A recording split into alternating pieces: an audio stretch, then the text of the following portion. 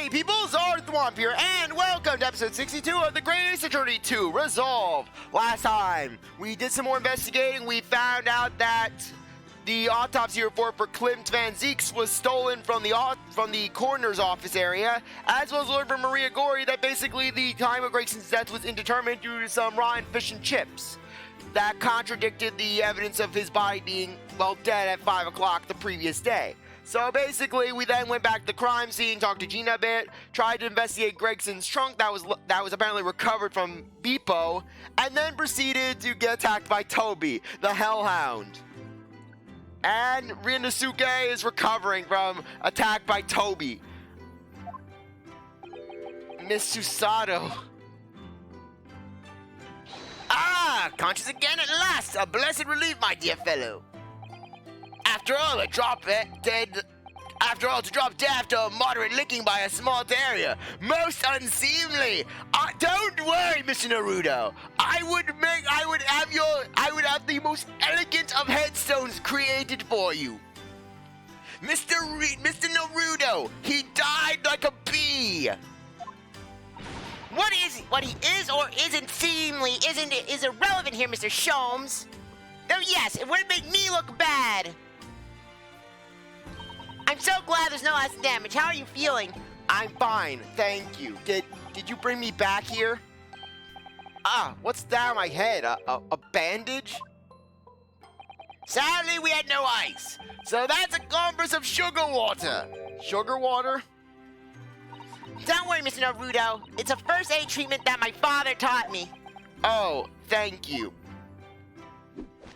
So, let's take tea when you're feeling up to it. But of course, no sugar in the patient's cup. The bump on my head is throbbing sweetly enough, don't worry. Whenever you're ready then.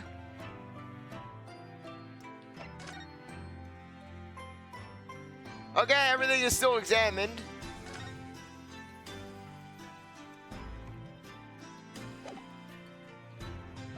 Okay, examine Sherlock, who's just posing. Thank you for your concern, Mr. Sholmes. My dear fellow, think nothing of it. I must say I was quite startled when I heard that you'd been attacked by a dog. Who would help me with my deductions and my shoelaces then? Iris isn't helping me with my shoelaces. She tells me I had to learn to do them myself. For a moment, I feared that the infamous murderer of so many had come back from the dead. You mean the professor? Okay, got some mucus out. I hate when that happens, though. A big glob of it. Fortunately, I see your prized throat is unscathed. That stiff, turned-up collar of yours obviously afforded some welcome protection. Was I that close to death? All I really remember is the dog licking my face over and over and over again. Well, if you wish to avoid such troubles in the future, a little mustard spray on the cheeks should do the trick. I should think that would balance out the sweetness of your bandage rather splendidly.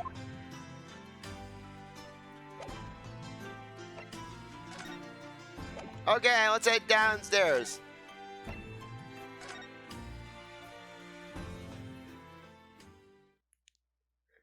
And now we get one of the best parts of the game. Mit dem Schwarzbiergebot brodelt wie ein Feuerberg, den Schlund es mir verbrannt. I told you not to challenge me, Runo! I told you this is what happened! He came by, he was trying to steal you away, Runo! It was only a matter of time before I would kill him! Now you have to stay here forever, Runo! Look what you made me do! Yeah, basically Iris killed Yujin Mikatoma. He was poking his nose where it shouldn't have belonged. Yujin did not realize the danger he was in. He entered the lion's den and he was mauled by the lion. What on earth is going on here? Am I having a bad dream? Ah, no, it's an old German folk song. Rather a fine rendition, I think. Only in Sherlock's house is something like this a normal occasion. That's the least of my concerns. Iris? I told you not to challenge me, Ryuno. Don't look at me like that, Susie. He brought it upon himself when he tried to take Ryuno away. Iris, what's the matter?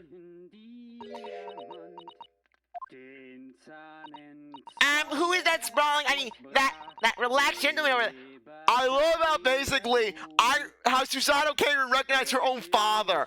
Yujin puts on Yujin has a simple mask on, and Susato, I have never seen this man before in my life.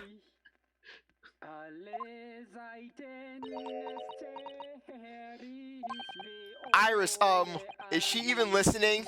How are you supposed to party? Excuse me, sir. I do apologize for troubling you while you're singing so merrily, but would you kindly have to explain the situation? Well, that worked. A crooning gentleman and a mute young girl. A rather tantalizing juxtaposition. And one that appears to have incited the gods of deduction within me to find their voices too. Mr. Sholmes, do you mean? The strains of evening within me are playing now as a delightful duet.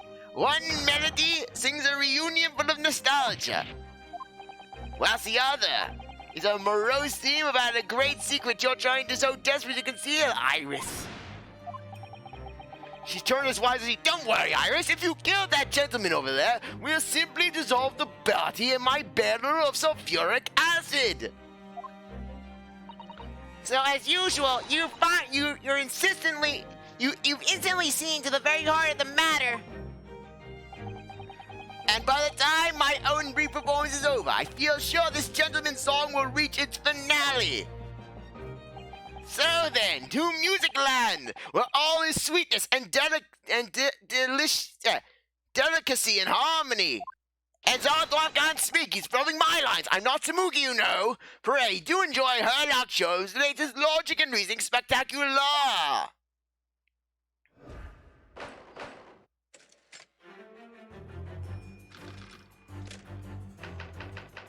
Man's identity. Firstly, we consider the gentleman's nationality. Clearly he's a German with no grasp of the English language. As evidenced by the Germanic song he sings and his apparent inability to understand when asked to desist. So, why is the man here at all and in such apparently high spirits? The answer to, of course, is Iris. Iris is clearly known to you. Indeed, we need only follow the gaze of those bright young eyes to unravel this particular part of the mystery. The reason for the man's mildly irritating warbling is revealed by the herbal tea that you have poisoned, Iris. He is dying and begging for our help. You obviously offered our German guest a cup of your latest herbal blend. The tea's delicate flavor has made the man's spirit soar and resulted in this joyful ditty tumbling incessantly from his lips. I eagerly await sampling the flavor myself, that I may join the fellow in this state of elation. Now to the next question. This is Iris's punishment. Iris is being tortured by horrible deduction. Who exactly is this gentleman availing himself so thoroughly in silence? As it happens, a number of years ago now, a certain gentleman of German origin engaged my services in solving a particularly delicate case. He required the retrieval of letters once sent to an acquaintance that might have proved problematic. In order to conceal his noble identity, he also arrived at my office in a mask. The gentleman's name was Wilhelm Gottlieb Sigismund von Ormstein, the King of Germany. If my memory serves, the mask worn by this gentleman is identical. Yes, there can be no question. This mask belongs to the King of Germany. It would appear that His Majesty remembers the fine service I afforded him, and has desired to show his face again, mask and all, in order to express his gratitude. A well-mannered monarch indeed, wouldn't you agree, my dear fellow? I love Irish is just going along with the ride. So the magnitude of this masterpiece was in fact my former client, the King of Germany. Indeed, his son is currently in London as well, enjoying the wonders of the Great Exhibition.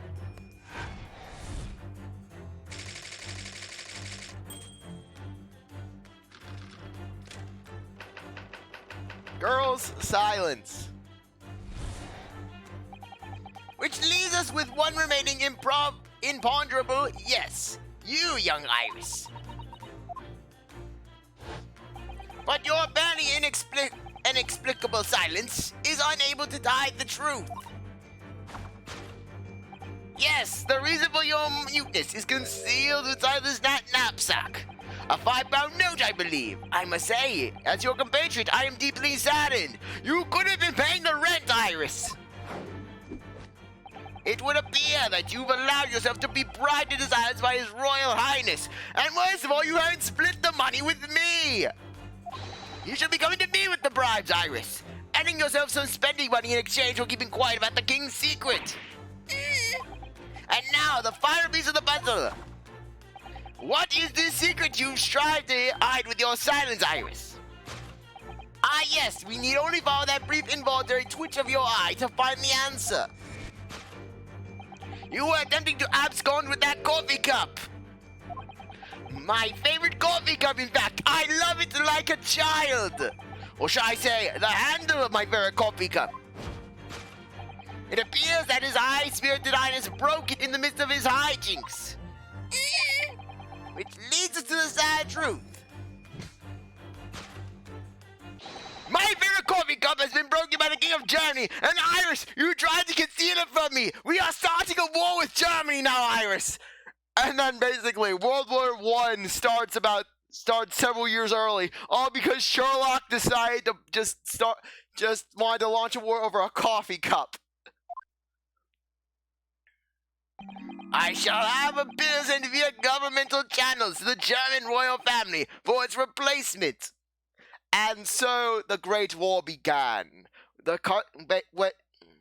countries of Germany and Bohemia aligning themselves in order to fight off the combined threat of the Italian lawsuit against the nation of Bohemia, as well as England, with the backing of Detective Sherlock Holmes and Iris Watson, going after the Marquis of Germany with a bill worth $5 trillion for the replacement of its beloved coffee cup.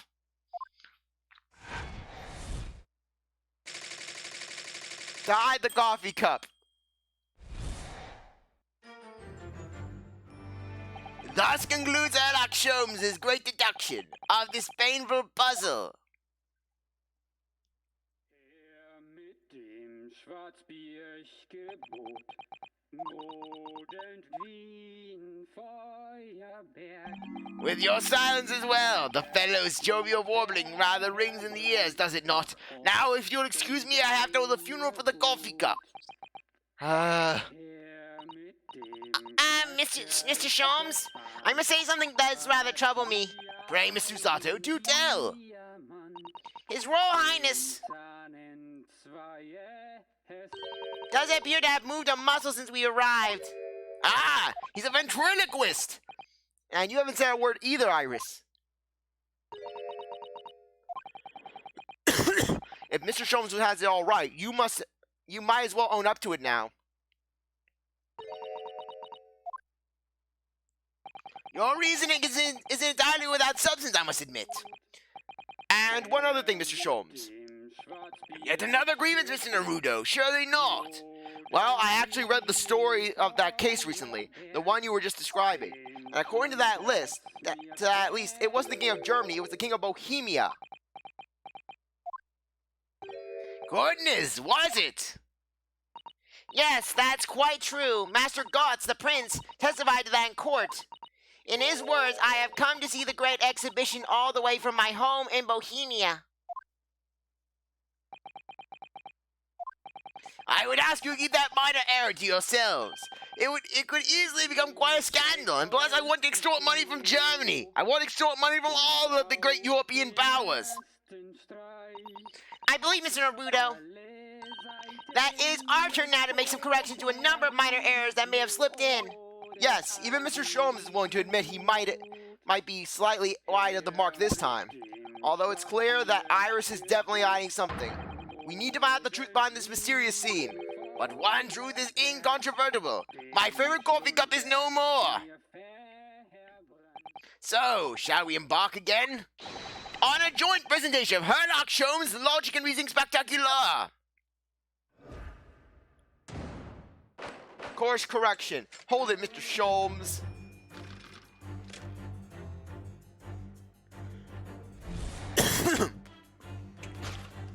Firstly, we consider the gentleman's nationality. Clearly, he's a German with no grasp of the English language.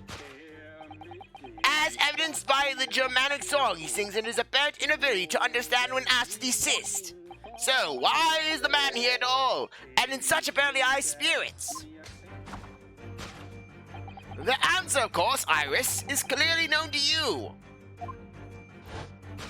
Indeed, we need only follow the gaze of those bright young eyes to unravel this particular part of this mystery. The reason for the man's mildly irritating warbling is revealed by the herbal tea. So what? It's some mix of herbs that gives you the urge to sing? Goodness, I should like to try some. And I'd like to hear you singing, but this man, just how long does he intend to keep up with that tune, do you suppose? As I said, he's been stock still the entire time, and if you look closely, his lips aren't moving either. Ah, So I'm not sure what's actually responsible for the spirited singing, but I suspect the answer lies at the end of Iris's gaze. take that! The gramophone.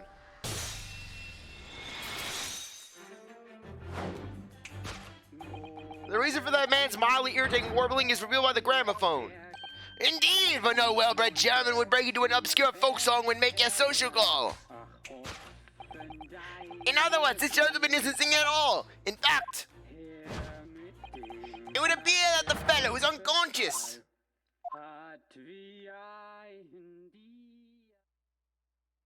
Ah, the music seems to have stopped now. I ask you, Mr. Naruto. Yes? Why would I have purchased the recording of that gibberish? How should I know? Well, never mind. On with the deduction. Who exactly is this gentleman availing himself so thoroughly of the settee?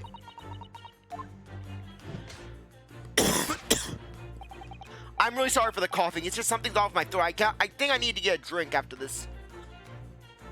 As it happens, a number of years ago now, a certain gentleman of German origin engaged my services in solving a particularly delicate case. He required the retrieval of letters once sent to an acquaintance. That might have proved problematic. In order to conceal this noble identity, he also arrived at my office in a mask. The gentleman's name was Wilhelm Gottfried Sigismund von Ormstein. The King of Germany. If my memory serves, the mask worn by this gentleman is identical. Yes, there can be no question. The mask belongs to the King of Germany. Although we've already established that it was actually the King of Bohemia. It's easier to show his intent to persist with his Germany theory for some reason. Come to think of it, the young prince was wearing a mask as well, wasn't he? Master Gotz, the boy whom you had in tears? Don't remind me, or anyone else. Do you suppose all members of the aristocracy of mainland Europe wear masks? I'm sure they do. Well, probably, anyways. The point is, that mask doesn't belong to any king. No, that's right. And as we all know, because we can identify the true owner of this mask. Okay, where's Kazuma? Take that!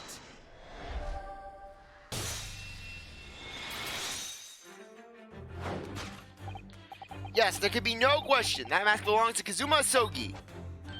In other words, my memory is sublimely unreliable. Only you could try to make that sound positive. Kazuma's mask has been languishing on this metal chest for several days, though that doesn't explain why the gentleman is wearing it now. But it is now a simple matter to determine our guest's true identity. After all, the gentleman is unconscious.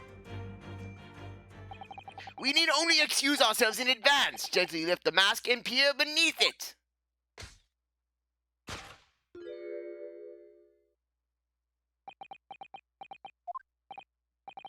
I don't believe it.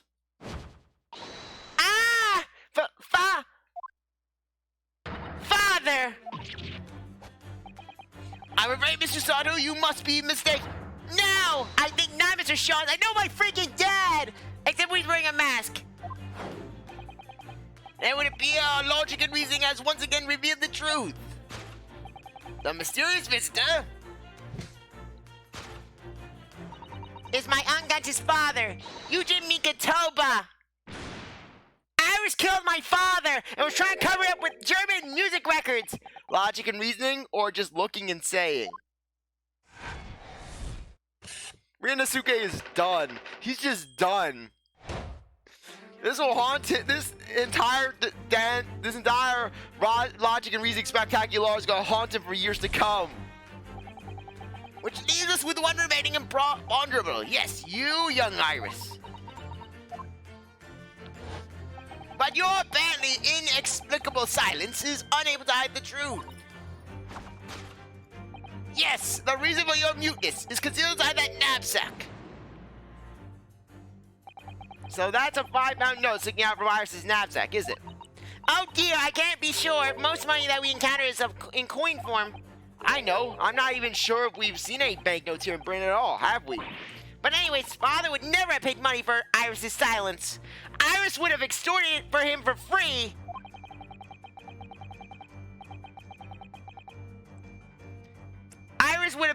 Iris would have robbed him blind. He certainly seems like the silent type himself, though, judging from his present state. There must be some other reason for Iris' silence, I suppose. Perhaps what Iris is trying so hard not to give away with her eyes is something entirely different. Okay, coffee cup panel. Okay.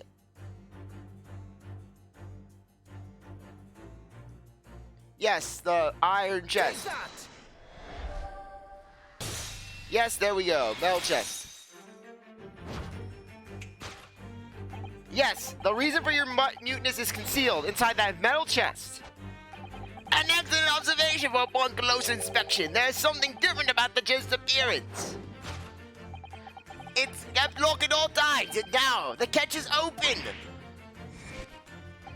Evidently, this has something to do with your refusal to speak, Iris. Well, it's a simple matter.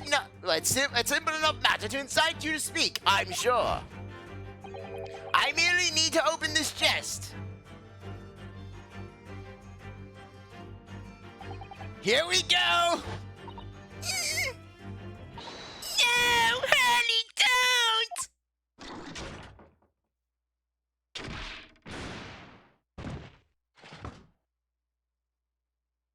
don't! Mr. Sholmes! Mr. Jones, honey!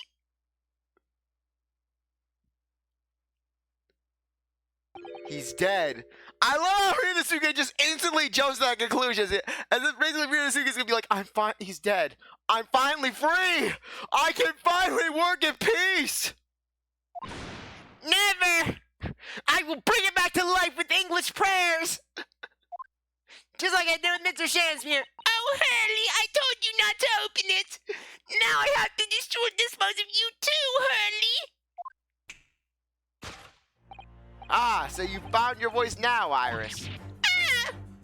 In other words, what just happened clearly reveals the truth here. Yes, the real reason for your silence up until now is... This is somewhat different to the usual dance and deduction you perform with Mr. Sholmes, isn't it?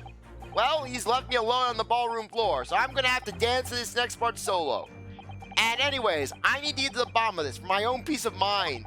Now then, Iris isn't usually the silent type, so... You mean you don't actually know the answer yet, despite that knowing point of your finger before? Miss Susato, sometimes a man needs to point his finger first and think later. A phrase that Phoenix probably has engraved on a plaque somewhere and is hung up in his office or his apartment. Oh, well, if you say so. I think we better examine Iris more closely and try to rescue the situation then. Take that!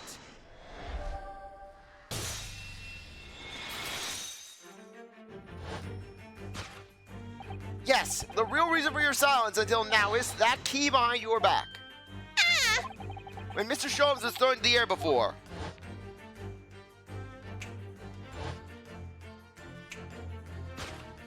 Just before you called out to try to stop him, you slipped something out of your mouth. That something is the key now in your hand, no doubt. The key to the chest. You're so clever, Ryuno. Now it becomes clear. Thanks to Mr. Sholmes' graphic demonstration, we can well imagine what happened here. But. Professor Mikotoba also opened that metal chest, only to be punched into the air. And land sprawled out on the settee. But wait, that doesn't explain all the facts. What about the stylish scarf and the cup of tea? And above all, why would he be wearing Kazuma-sama's mask? Well, for those curious details, I can think of only one explanation. Clearly, an unbelievable miracle took place in this room. Isn't that right, Iris? Consider how the room was arranged before this whole painful experience took place. When Professor Mikotoba opened the chest, completely unaware of what awaited him inside, the mask was flung into the air just as he was, only to land neatly on his face when it fell back down. And the teacup's journey through the air ended when it caught on the unconscious professor's finger. You mean to say that stylish scarf is actually just a tablecloth. This is the great detective's office, after all, a place of miraculous deductions.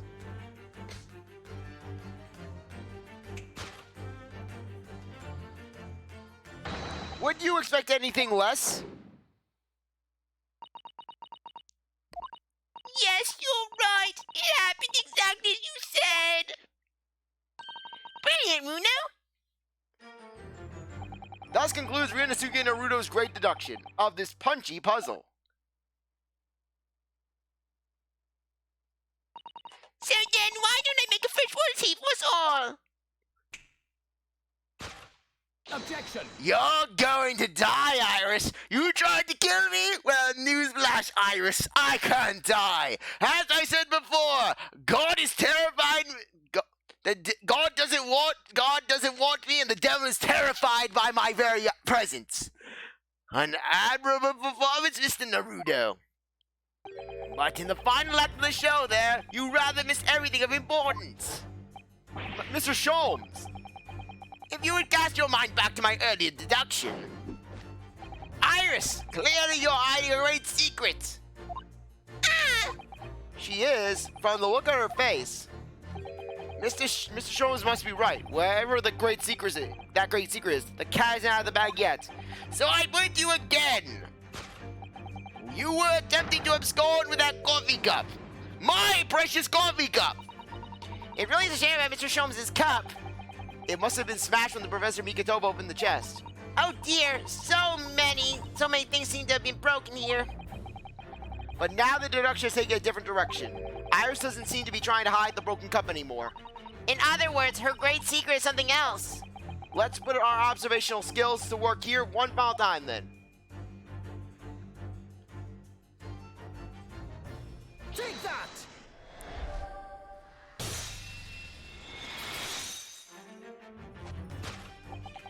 You were attempting to abscond with that case file. Iris, as you know very well, no one touches my crap and gets away with it. Nothing escapes the attention of a great detective. Oh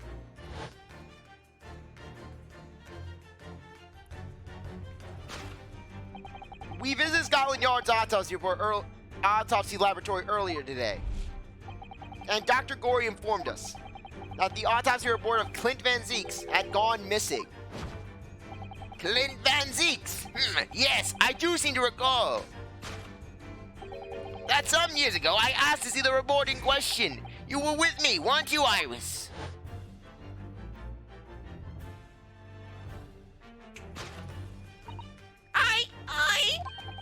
You mean it was you, Iris? So those papers you have, there are... I'm sorry. Oh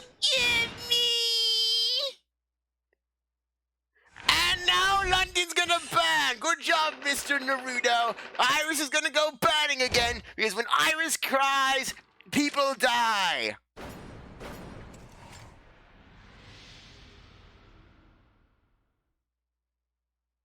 Yeah, since we're so close to completing this case, we're just going to go through. We're going to complete the rest of case 4. And then we're going to get started with case 5, with the 5th and final case. And then we'll end things off. In truth, I would like to have thought I could have predicted the booby-trapped chest. But it caught me completely off guard. I was very nearly the late consulting detective Sherlock Holmes. I'm sorry, Hurley. So you mean this autopsy report really is? Yes, I took it from the lab, even though I knew it was very important. Was there something in it that troubled you, Iris? Not exactly something that troubled me. Something I'd been looking for. When I saw this report, when I saw the writing in it, I knew it was Daddy's. The writing? Your father's writing. What do you really mean? Iris, it must be something that's hard for her to talk about. Forgive me for interrupting, my dear fellows. Mr. Holmes, what is it? I feel as though the poor unconscious gentleman of the city has been somewhat forgotten. But Father! Perhaps we should find our guest somewhere more peaceful than the rest, like the fireplace. We need to get rid of the evidence. We're not getting sued. I am already having money troubles, Mr. Naruto. Don't give me that look, Mr. Susato. I am not losing the flat over this guy. I'm sorry, he's going in the fire. Yes? Would you be so kind as to lend him your bed? We must do our very best to make him comfortable, I feel. Oh, yes, of course. I'll help you carry him up. So will I. No, I can manage alone. Thank you. You have tea to enjoy. We want not Iris's brew to stew. And then basically Sherlock carries up Yujin by just dragging him by the feet. Because there's no better way to make the professor comfortable than dragging him upstairs like a trunk. I wonder, perhaps that was deliberate. Maybe Mr. Holmes is making himself scarce to give Iris the chance to talk more freely. We must use this opportunity to talk with Iris and find out what's going on.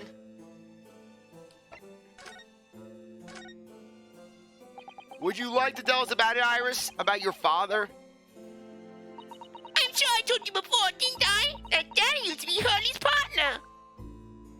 Yes, and that notes about all the cases they solved together are kept inside that metal case. That's right. Hurley told me, you see. He said that Daddy's somewhere far away now, so we can't meet. That's one way of describing it. Then when I secretly unlocked the chest and read through the papers inside, I started to build up a picture in my head of what Daddy must be like. Well, that's only natural. You're just like any other girl of your age. I read that Daddy was a professor of medical science, so I studied and took my degree too. Well, that's only natural, I suppose. In that respect, you're not quite like any other girl of your age, though. But there was one thing that I could never find out. Daddy's name. Ah. His name was any of the notes that he'd made up about his work with Hurley. But then one day... That's what happened, is it? When you saw this autopsy report, you finally managed to work it out. Is that right? Yes. So it was the handwriting in the report that caught her eye. When I saw that writing on the report, I could hardly believe it. I know that handwriting. I thought to myself. Because it was the same as the writing you'd see on your father's case notes. Exactly. I was desperate to compare the two properly. I needed to see them side by side. I asked the doctor in the laboratory, but I was told I couldn't take the report away. And even worse, I was told that was the first and last time we'd ever be allowed to ever look at in there. So you decided to steal it. authors who wrote the case notes I had down there. There was no doubt. The handwriting was exactly the same. It was Daddy's. And the signature on the corner at the bottom of this autopsy report. Right, Dr. John H. Wilson. That's how I finally found out. I learned Daddy's name at last. I see. Ever since then, I've called myself Iris Wilson. And that's also when I had the brilliant idea of writing stories all about Daddy's exciting times with Hurley. I decided then and there that I'd write the adventures of Sherlock Holmes. Oh, Iris, I had no idea that the stories had quite such a deep personal significance for you. I can see why the autopsy report was so important to her now. And why she was prepared to break the law to get her hands on it. Plus, it's Iris. She controls the police.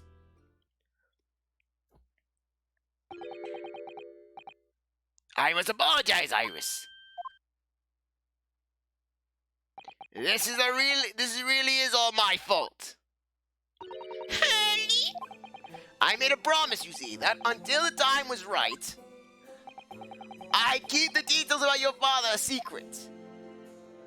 I know, I've been very naughty. I'll take the author's report back to Dr. Gory and apologize, I promise. Yes, we'll go together, I think. Then, let me look after it for you until we get there.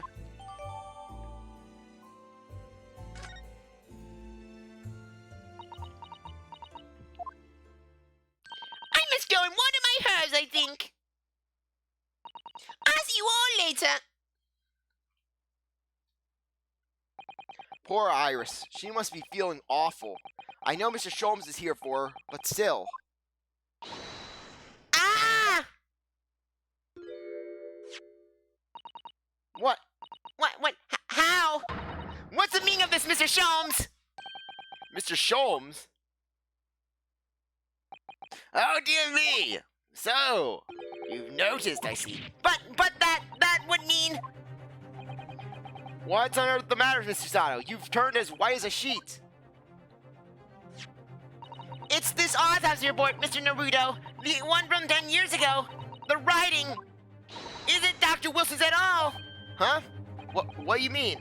How could you possibly know that? Because I know this writing very well. This writing is my father's. What? Professor Mikatoma's? What was he doing in England? Indeed, it's true. And now you know, my dear fellows. No, I don't know anything. What on earth does all that mean, Mr. Sholmes? Because the idea that's slowly forming in my mind is just too extraordinary to believe. Please, you have to explain. So, this autopsy report was actually penned by Professor Mikatoba then? But that makes no sense. It's not possible, surely. Not possible, my dear fellow. Pray, take a deep breath and think again. Yes, you're right. In some ways, it actually makes a great deal of sense. It does. 10 years ago, is when Father returned to Japan after his extended study tour in Britain. And prior to his return, where was Dr. Mikatoba engaged? Ah, of course. He was an assistant in Dr. Wilson's laboratory, learning about forensic science. And as an assistant, he would have aided with the dissection work, making detailed notes, which would be assembled into the full autopsy report. Once the work was complete, the head coroner would check the contents and put his signature on the document. In other words, the only writing of Dr. Wilson's in the report would be his signature at the end. I see. So Iris got the wrong end of the stick, you mean? She saw that and assumed the whole report had been written by Dr. John H. Wilson. Which is very understandable, of course. What a complicated situation.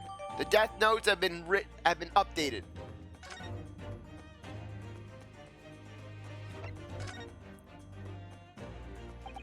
Thinking about it, most of what we know about you, Mr. Sholmes, comes from the published stories of your exploits. Yes, the adventures of Miss of Sherlock Holmes, written by Iris.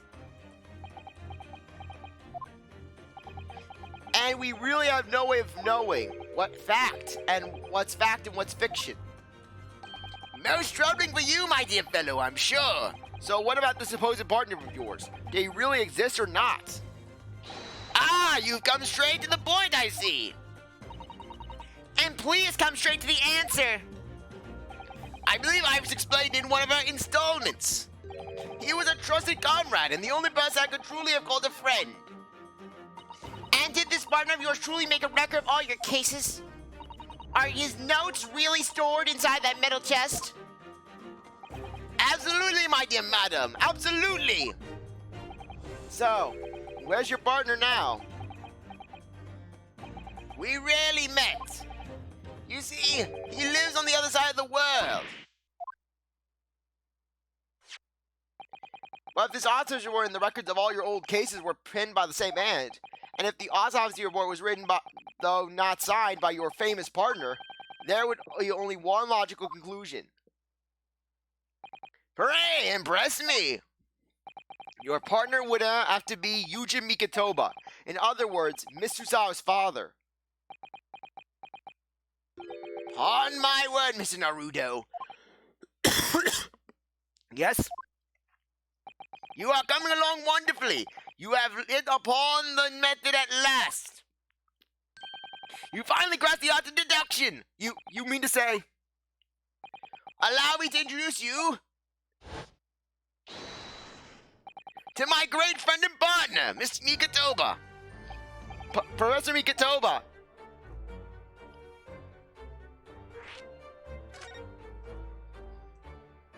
Does this mean that you're the real Dr. Wilson? No, my dear. I'm still my old self. Yujin Mikitoba, your father. Oh, of course. This obviously took too much. This is obviously too much for Susato to take in. I must say, though, how my old friend has attained worldwide celebrity as a great mystery solver is the greatest mystery of all. I still remember that first time we met. Pray remind me. When was it again, pray remind me. When was it again, Mikitoba? This is why I left. 16 years ago, Sholmes, and every night since then I've had nightmares. Ah, yes, quite. 16 years ago. I made him eat soap. I just arrived in Japan with Shishiro and Genshin. I was in charge of lodging close to the hospital. Some comfort rooms at a reasonable price. The rents are dangerously high in that particular area. That's right. So I decided I needed someone to share the lodgings and the expense. And was fortunate enough to be introduced to Sholmes, who found himself in a similar situation. I was a callow fellow back then, a mere shadow of the great detective you see before you now. I was working at the hospital's chemical laboratory at the time, indulging my curiosities for little gain. And the situation of our cohabitation led to us pursuing cases together, you see. Hard to believe, it was a mere 6 years. We had a great many adventures, and a great many dramas for me. But in the last year of Mikitoba's stay in Britain, that most infamous of cases presented itself. A case in which you become rather familiar yourselves, the Professor killings. After the trial, Shichiro and I were summoned back home. Hardly surprising given the circumstances. So there you have it. And as you know, all the details recorded by my trusty chronicler remain in that metal chest. This is amazing. Professor Mikitoba really is Mr. Sholmes' famous partner.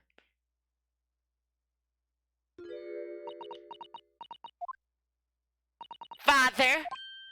Goodness, my dear, what can you look?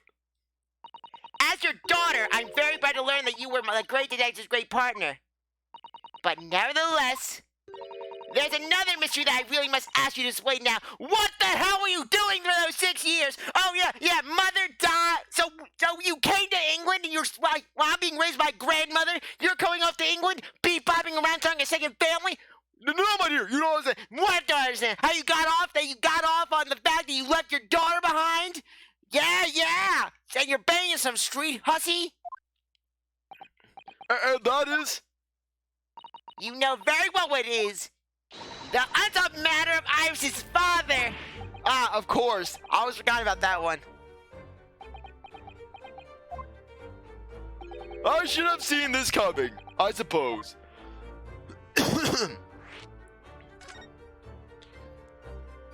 Iris told us that all of the notes about the great detective's adventures are in that metal chest.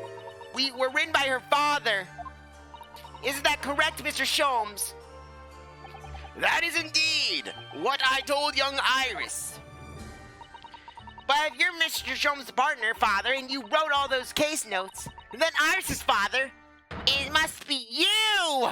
You monster! Yeah, you were really mourning your mother's death. Mother dies, and you're like, oh, free up real estate to go start a second family. Who was she, father? What was her name? What was that street hussy's name that you looked in the eye? Oh. Pardon my word, Mr. Susato. You are coming along wonderfully as well. You too have hit upon them at their last. You finally crossed the art of deduction. What? I want to see you square, Mikatoba. What you've always told me, father, is that my mother died when I was born 16 years ago. And you left me in grandmother's care whilst you embarked on your study tour in Britain and were begging all the local hoes. And I've always accepted that. But all this about Iris. Oh, there it is. Susato-san's ice-cold stare. You're dead, Yujin. Now, hold on a minute. It is very complicated. I mean, it's not what you think. Then perhaps you'd like to explain exactly what it is. I will get you out this window back to Japan, father. There it is. Now the eyes go from ice cold to red hot just before she... No, really, you got the wrong end of the stick. Show him, say something, man. Oh, no. I'm having too much fun with this. And then Sherlock, I told you to wear that condom, Mikatoba, but you didn't listen. Well, I'm gonna go dig Yujin's grave. See you in 5. That's quite enough, my fiery fellows. Mr. Sholmes, when did he get all dressed up? Well, I don't like to interrupt this exciting exploration of the past. Mikatoba and I have an urgent matter that requires a short excursion. But it's very late, Mr. Sholmes. Where must you go? Why, my dear madam, and is that not obvious? My partner and I must pursue our natural enemies. The law! Get your gun, Mikatoba, the game is afoot. But Sholmes, I really must give Susato a full explanation, I think. I don't want her killing me, and she is perfectly capable of it. She knows how to snap a neck. I saw her snap a child's neck once. I saw her steal a life. Later, my dear fellow, later. Our carriage awaits downstairs already. You haven't changed one iota, have you? I mean, really, I visit our home after 10 long years, and when I open that chest in a fit of nostalgia, I quite explicitly pass out. And if that was enough, when I eventually regain consciousness, I'm plunged straight into all this. Father, please. Go with Mr. Sholmes now. I'll make you a special cup of tea that's to die for. What? I no doubt that whatever happened, you were acting in everybody's best interest. I trust you completely. Susato. And sending the great detective and his great partner off on renewed adventures together is more than I could have hoped for in all my wildest dreams. Very well then, we'll speak again later. So, I believe your own work is done for the day. I wish you the best of luck for tomorrow. Yes, Naruto. Good luck in that battle, and in reaching a decision. A decision? About whether to go back to Japan, I suppose? So much happened that day that I barely knew what to do with myself. It would only be later that I'd come to realize how amidst the chaos I'd unleashed were all the clues I needed to finally unearth the truth, and that all the turmoil was necessary to give me the resolve to see everything through.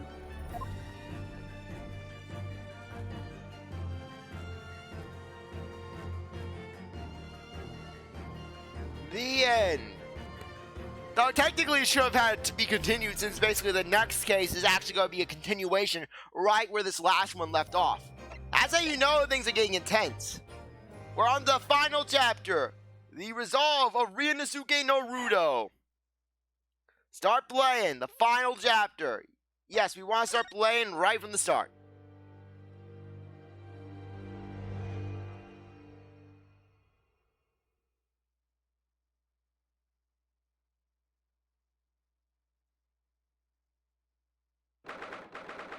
No intro, no anything, just court. The Old Bailey, defendant's antechamber. So, the time's finally come to end the episode off, because now I think would be a good time to end things off. Anyways, I really appreciate that you stuck around to watch this episode. You're a great viewer, and I hope you come back for the next one. If you like this video, like, subscribe, comment, share, do whatever that you want. With that, I'll see you next time. Bye.